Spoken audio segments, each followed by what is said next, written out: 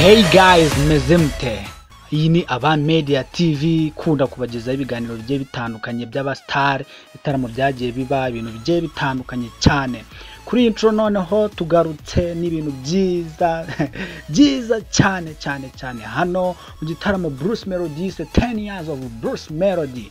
Ahangaha niba utarakora subscribe nyamuneka banzi ikore kuko nagiye guhira rimwe. Yes, ni Abami TV. Televiziyo nziza cyane yo kuri YouTube channel kugezaho byinshi bitandukanye. Kora subscribe kugira ngo tujye dukomeza kubana mu biganiro byinshi bigiye bitandukanye n'ibindi byinshi tunyuzaho. Ahangaha tugiye kwibanda cyane ku bintu bitangaje umuntu bita Dj-Brianne ndetse na Patel mumenyereye cyane muri iyi minsi bakoreye muri iki gitaramo. Reka ntiriwe mvuga byinshi birebere.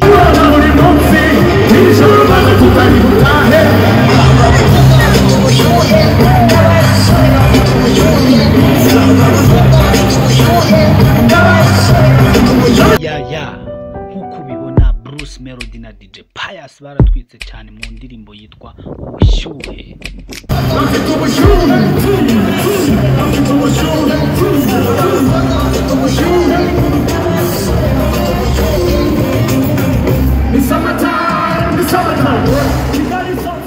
Uyu mukobwa n'umwe mu bari bari muri control technique y'igitangaza.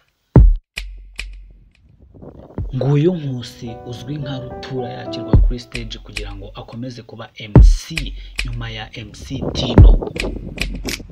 Kandi ikindi gitangaje cyane muri iki gitaramo, Bruce Melody yagizwe brand ambassador wa Primus akaba yaramwemereye kuyamamariza bikomeye cyane muri iki gitaramo. Sweet Game mu Rwanda, Symphony Band baje bambaye imyenda imeze nk'iy'abakinnyi neza bo muri Sweet Game. Dj-Brianne reba neza icyo cyamamare.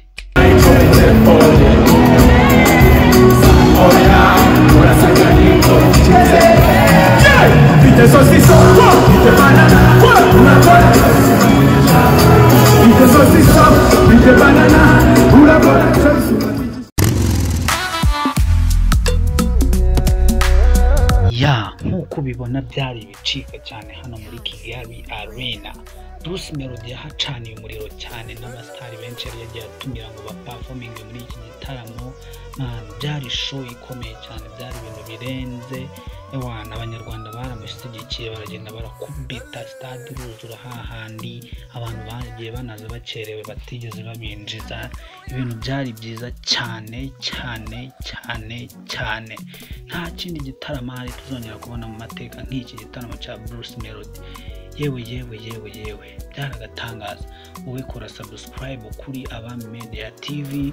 Ni byinshi turacyabibafitiye biracyaza kandi nurangiza ujye ukanda no kunzogera ushyiraho notification kugira ngo igihe tuzadusora video ujye ubasha kuyireba neza. Yari Abami TV, murakoze.